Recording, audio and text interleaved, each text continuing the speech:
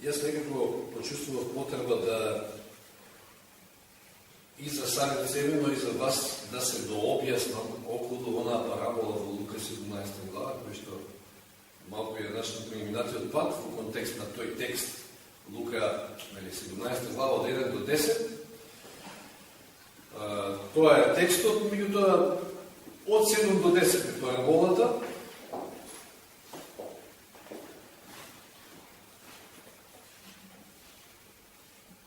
Значи Лука 17 глава.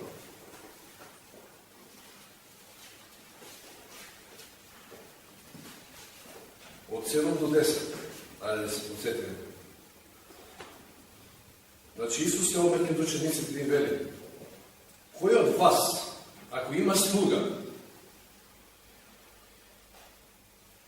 кој ора или го чува стадото, ќе му рече кога ќе се врати од поле: дојди бргу и прилегни покрај трапеза.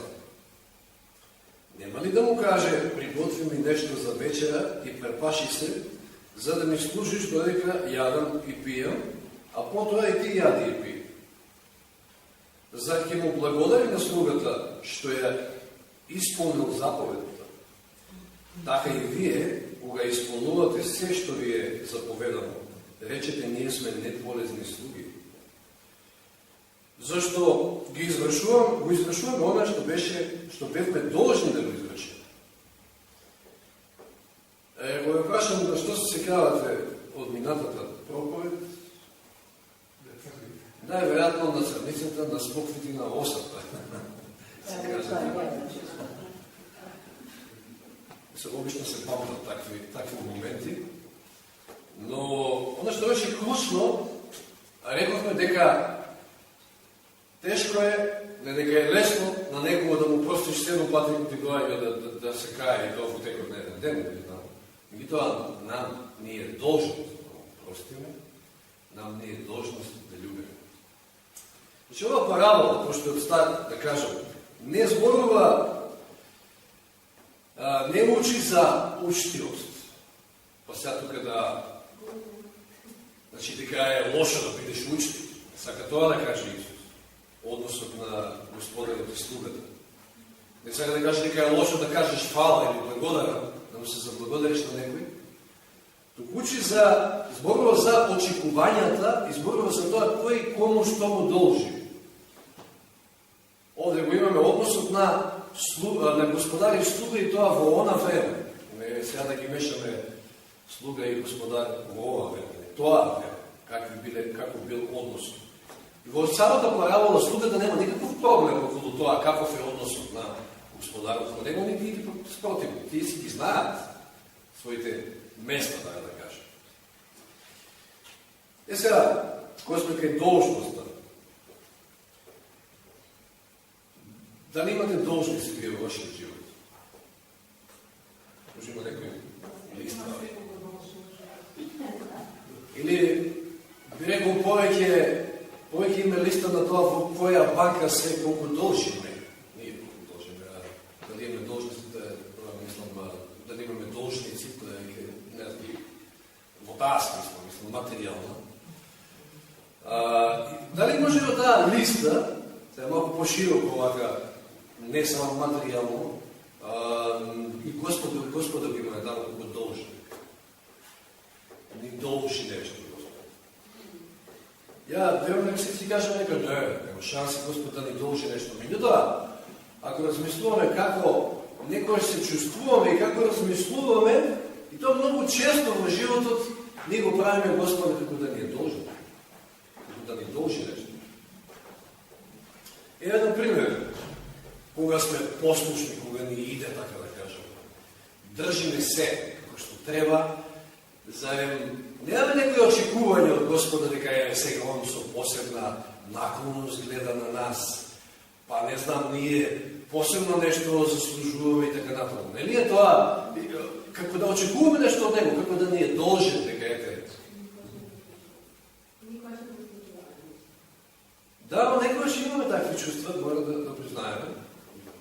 Фала на Бога, ако ми случаси, ако немаме таков проблем, значи заслужуваме може и повеќе внимание и така натаму. Или во друга ситуација, кога имаме негативни чувства, во тешка ситуација, во тешки околности која сме, зарем не велиме, добре Господе, зарем ја го заслужив ова, па јас сум ти верен, ја одам на сабота, секоја сабота на црква, давам ти се, а се слушам, зарем јас ова го заслужив?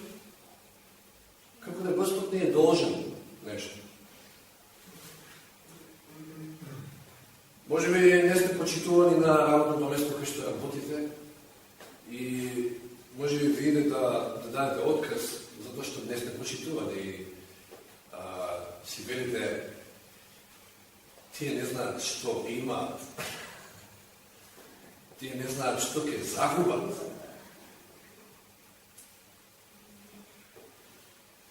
Како да ви е должен некој нешто.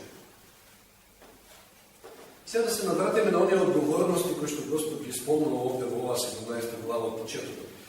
И ќе прочитаме пак први и втори стих. Им рече на своите ученици: не е можно да не дојдат соблазни, но горко на оне преку кого доаѓаат. Подобро би било за него да му биде обесен мелнички камен на вратот и да го фрлат во морето, отколку да соблазни еден од малите. Значи, сериозни стихови, сериозно предупредување и поука околу одговорноста наша да внимаваме како постапуваме со слабите. Значи, нашиот живот треба да охрабрува, а не да обесхрабрува доаѓање кај Господа и примање на вера. Мора да охрабрува, не да обесхрабрува. Потоа подолу нели читавме за внимавајте на себе, ги предупредува Христос и вели: ако ти сгреши твојот брату, кори го и прости му ако се покае. Ако и 7 пати, значи, на ден сгреши против тебе и 7 пати се обрати кон тебе и рече се кајам, прости му. Значи, понизноста која што треба да ја покажеме, спремноста да простиме. Рековме минатиот пат на сето ова, учениците ќе кажат: Господе, придај ни вера. Значи, ова не е можно.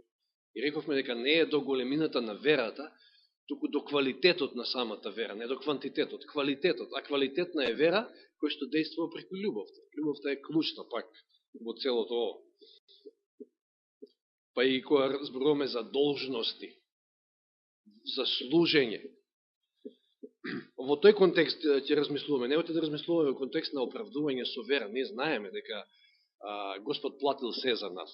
Да кажем, ги платил сите сметки, дека спасението е повеќе од сигурно. Но во контекст на нашето служење, нашиот однос кон тоа што тој го направил. Значи, сега, ако навистина внимаваме да не соблазниме некого, ако навистина сме понизни, ако навистина сме добри и секојаш спремни да простиме, ако се држиме ова како што треба, тоеш како размислуваме и како гледаме на себе, како размислуваме за себе?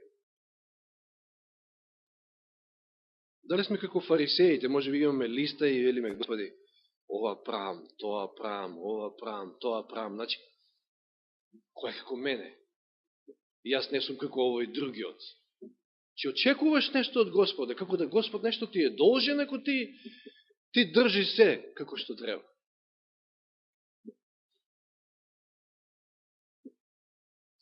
Христијанинот не треба да биде фарисеј, христијанинот треба да е понизен, и тоа знаете во која смисла. Некојаш велиме понизноста е затоа во овој контекст. Значи, јас заслужувам повисоко место, ама еве, јас сум понизен, може и пониско. Не. Ние треба да гледаме дека заслужуваме пониско место. Во таа смисла. Понизност, наистина. И затоа што и се да извршуваме, ние тоа го правиме затоа што ни е должност према Господа. Тоа е должност. Сега кај параболата сме. Значи, ја прочитавме веќе. Но имаме тука Исус поставува 3 реторички прашања, значи, кои што одговори се подразбираат, тој ги дава. Вели, првото прашање во 7 стих: кој од вас, ако има слуга, значи односот реков слуга, господар во она време. Кој од вас, ако има слуга, значи, еве, ние сме господарите и имаме слуга. И веројатно станува збор овде за некој посиромашен господар, немал повеќе слуги, имал еден, па тој имал еден куп должности. Значи морал да оди да ора, морал да оди да го чува стадото и тука не му завршува должностите. Значи, кој од вас ако има слуга кој ора или го чува стадото, ќе му рече, кога ќе се врати од поле, дојди бргу и прилегни покрај трпеза. И одговорот е, не, нема да му го рече тоа.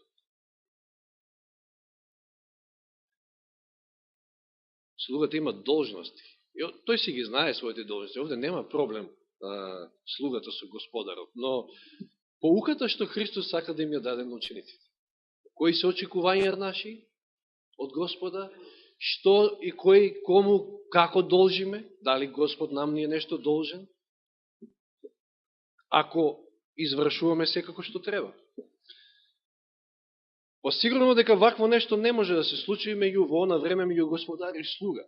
Да господарот го дочека слугата и му рече, седни ќе јадеме заедно. Тоа дури би изгледало смешно во она време.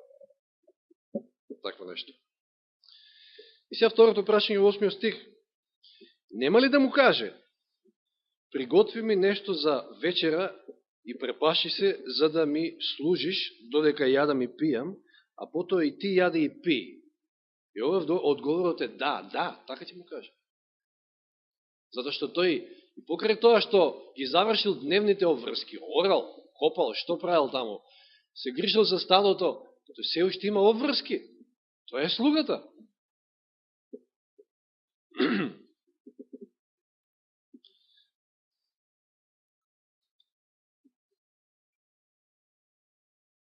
Сега, реков, кој кому што му должи, кој што заслужува, кои се очекувањата, во тој поглед треба да ја сватиме параболата. Дали господарот е должен да му подготви вечера на својот слуга? Не.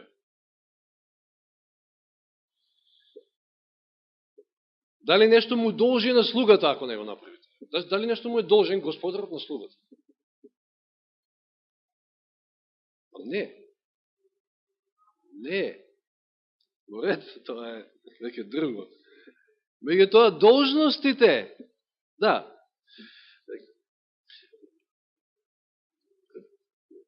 должностите се негови. Он е свесен дека е должен сето тоа да го прави. Нема тука проблем. Значи, тоа е околу неговата работа. Сега во 9 стих вели, зар ќе му благодари на слугата што ја исполнил заповета, што си ги извршил должностите со други збори? Мора ли да му рече фала? Нема потреба од тоа. Значи, одговорот овде е не.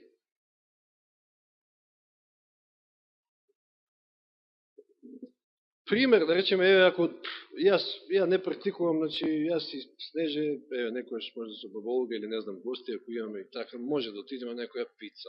Значи, воопшто не практикуваме, да имаме нешто по ресторани, во тоа, затоа што како прво нема пари за толку. Не, пица.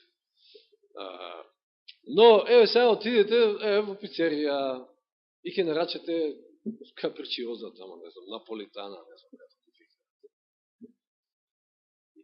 и ќе ви сготват, значи ќе почекате таму колку 15-20 минути, ќе дојдат, ќе ви донесат пицата и да, мислам, учтиво е да кажете благодарам, нели на. Тоа, дали ќе бидете изненадени, Лелен ни подготвија пица, ни изготвија ручек? Дали тоа со изненадување го дочекате? Не, тоа е за очекување. Вие за тоа плакате, значи тоа е должност на тој што држи пицеријата и ви носи пица. И бакшиш ако веќе сакате да оставите, тоа е до вас. Значи тоа се очекувањата. И сега апликацијата, употребата на сето ова е во 10 стих, значи заклучокот на параболата. Така и вие, кога исполнувате се што ви е заповедано, речете ние сме неполезни слуги, зашто го извршивме ова што бевме должни да го извршим.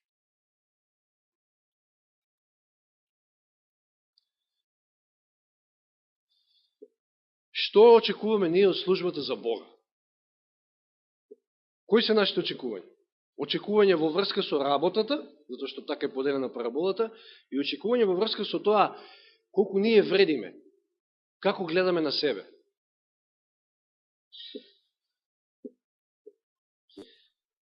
Еве, да речеме во врска со работата. Што вели 10 стих? Значи, ако сме перфектно послушни во се, дали Господ не е нешто должен? Не. А најчесто, знаете, кој зборувам за тестови или не, ќе се сетам на времето од основна школа, поготово им тест математики од 100 бода, значи од 100 бода 100 да добиеш. Значи тоа беше неверојатно чувство, ја така го доживав. Но од 100 да извадите 100 бода и Господ ништо не ви е должен. Но ова е, знаеме, невозможно. Мислам, во наши сили знаеме дека ние не можеме се да извршиме како што треба. И најчесто паѓаме, значи најчесто сме 60, 70, кажеме сега во поени ако збориме математички. Ако при 100, од 100 бода 100 извадиме, Господ не ни е должен, дали би очекувале ако 70 извадиме дека нешто Господ е должен? Не, ние сме му должни. Значи ние сме му должни во првиот и во вториот случај.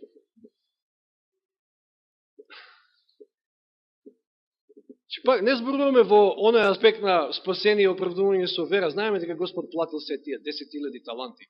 Се платил. Значи нешто што не било возможно ние да вратиме. Во аспект на должноста, на службата за Бога. Сега, може би поголем проблем имаме со на второто. Нашите очекувања во врска со тоа колку ние вредиме. Тука е нашиот проблем. Зошто мислиме дека некој нам нешто ни е должен? Најчесто зошто е тоа? Зато што имаме превисоко мислење за себе. И пример, еве со случајот на прошка, значи, за да си простите, треба најнапред нешто се скарате или било што да настане проблем. И најчесто што викате, он прв почна, он треба. Зошто? Од каде е тоа? Зато што имате високо мислење за себе. И немате понизност. Кој што е дел од љубовта, значи нормално, од тој карактер.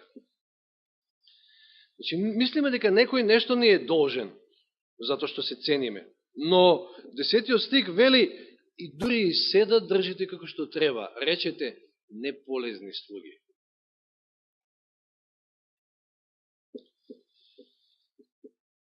Пазите, ако броиме, еве, ја зборувавме о пулката, што се Господ направил за нас?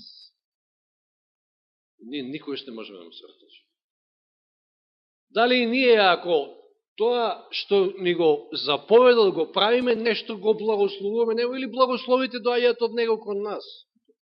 Ние се збогатуваме. Во ред, него го збогатуваме во смисла на тоа што го браниме неговиот карактер на тој начин. Го веселиме, го радуваме нашиот Татко Небесен.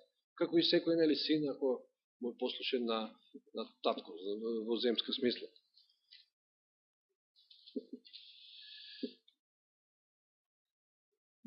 И сега, кај вредноста, зашто го имаме проблемот тука?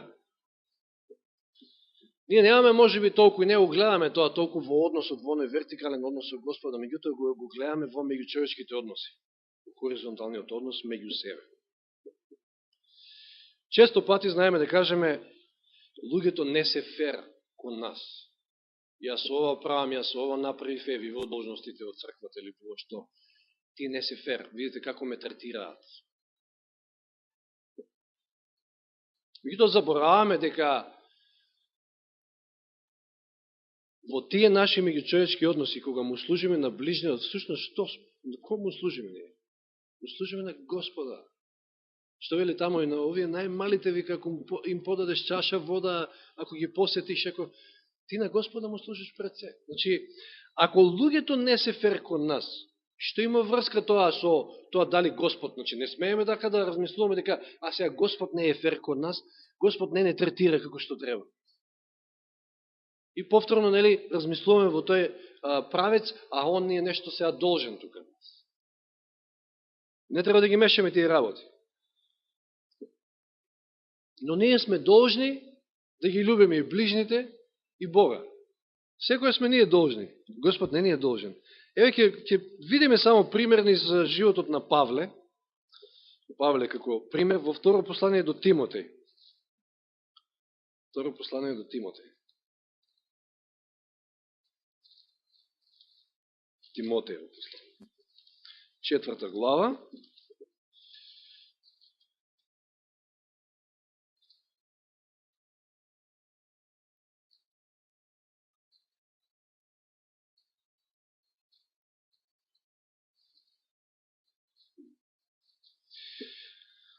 Од 14 стих па до 18 ќе читаме.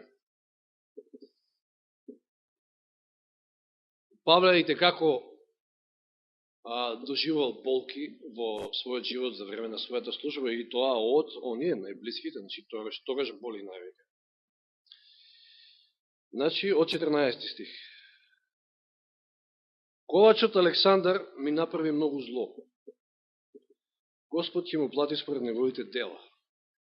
Не дека Павлева посакува, него едноставно повикува на праведниот Бог и на неговиот суд. И ти пази се од него, зашто им се противеше многу на нашите зборови. На Евангелието, на она што го проповедав. При мојата прва одбрана, никој не беше со мене. Го оставија сам. Не му беше лесно. Сетте се на Исуса му беше тешко што беше сам во Гециманија, бараше поддршка, било каква човечка, па Господ мораше ангел да му праќа. Значи, при мојата прва одбрана никој не беше со мене, туку сите ме оставија, нека не им се засмета тоа. Но Господ застана со мене. Значи, да, луѓето не се фер, луѓето вака и онака не третираат, но, видите како Павле размислува. Но Господ застана со мене, Господ беше постојано со мене и ми даде сила за да се исполни проповедањето преку мене и да чујат сите народи и се избави од избавив од лауската уста. Господ ќе ме избави од секое зло дело и ќе ме запази за своето небесно царство. Нему слава за вечни векови. Амин. Ова е заклучокот, ова е пред самото погубување неговото. Да, луѓето беа нефер, ама тоа не значи дека Господ нешто мене ми должи.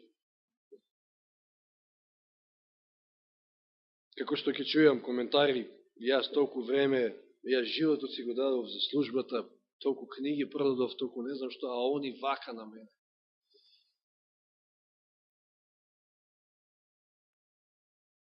А прво послание до Коринјаните 9 глава, ова е страшно силен стик во овој контекст, кој што зборуваме. Прво послание до Коринјаните 9 глава,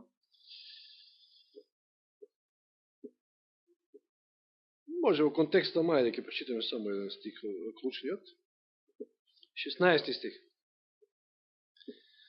Што вели Павле? Ако пак го проповедаме Евангелието, нема зашто да се фалам. Зошто? Зашто неопходноста ми е наложена. И тоа ми е должност да го проповедам Евангелието.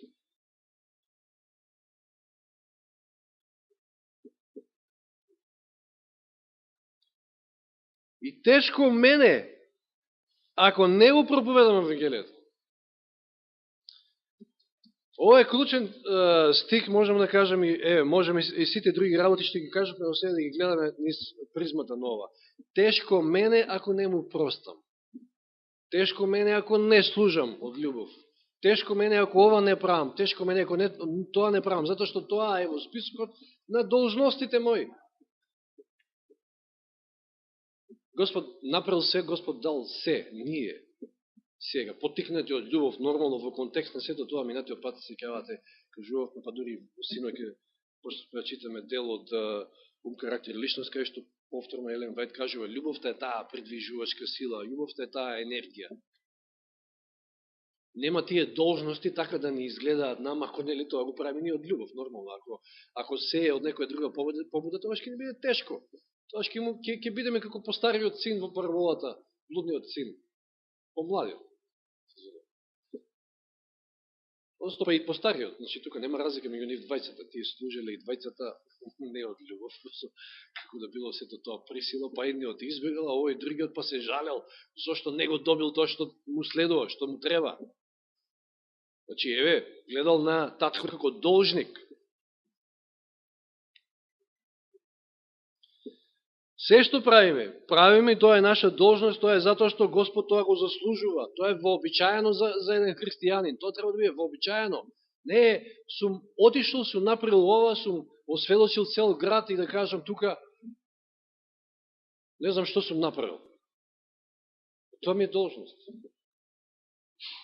Нормално нема секој талент за тоа, ама сите имаме различни таленти, па сите треба да ги користиме во службата за Бога. Значи, што треба да очекуваме од Господа ако му служиме верно во се? Што? Ништо. Во овој контекст. Точно е, има награда, ќе дојдеме до таму. Но во овој контекст, како што зборуваме, ништо, Бог не ни е ништо должен во таа смисла. Ние сме му должни, тоа колку сме му должни ние се му должиме на него. Ние секој здив што го дишеме, му го должиме на Господа. Секој залче што го јадеме, му го должиме на Господа. Се му должиме на Господа. Здравие, се што имаме. Се што ни дал. Се е благодарирки му нему. И сега и покрај тоа, значи, се да сме послушни, се да правиме како што треба, ние сме неполезни слуги. Но и покрај тоа, еве што кажува во Лука 12 глава. Значи, Лука, малку поназад, неколку глави.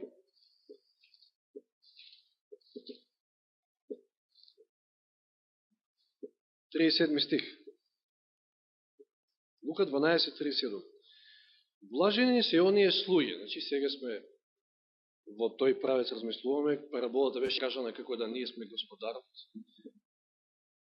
Блажени, но за да го сватиме нашиот однос кон Бога и нашите очекувања, а од друга страна нашите должности. А овде вели, блажени се оние слуги кои Господарот ќе ги најде будни кога ќе си дојде.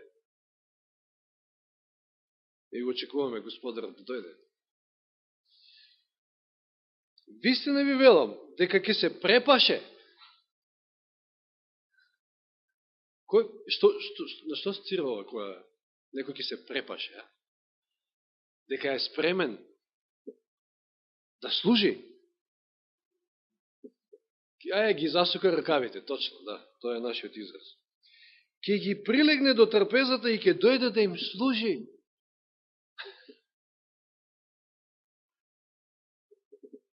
Иако ние се му должиме на Господа, тој ништо не ни должи нам.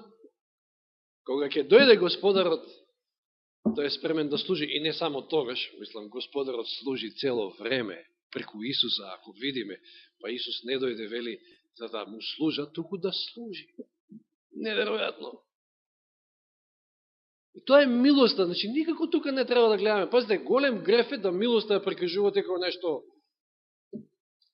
не знам што треба да го заслужите или должен ви е Господ нешто. Не, тоа е милост. Тоа не дека е должен од нешто. Затоа се вели награда, не плата, плата е за гревот. А спасението е награда, дар, поклон. Тоа е затоа што е милостив.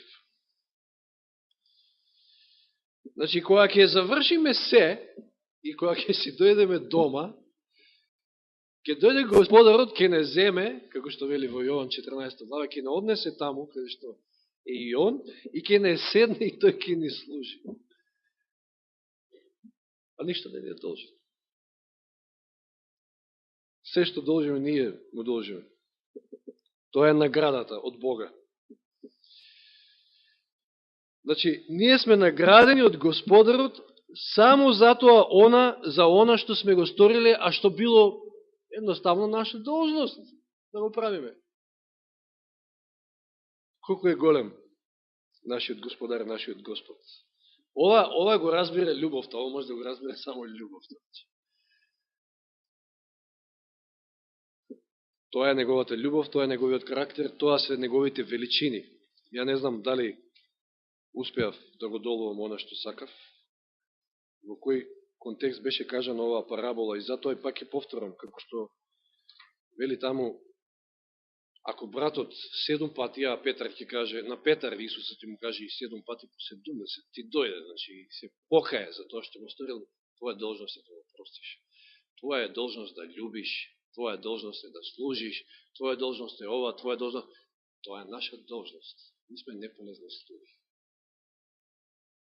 Нека Господ ни помогне да разбереме ова вистина, да разбереме не само ова, него целиот однос наш со Господа, тоа што можеме да очекуваме и треба да очекуваме од Господа, и така натаму и така натаму. Оти, ако не го сватиме правилно карактерот Божи, ќе имаме проблем. Еве, денеска и во пулката беше спомнато тоа, во последното време, на луѓето ќе им биде објавен Божиот карактер на ваков или на онаков начин, највеќе одговорноста стои до нас.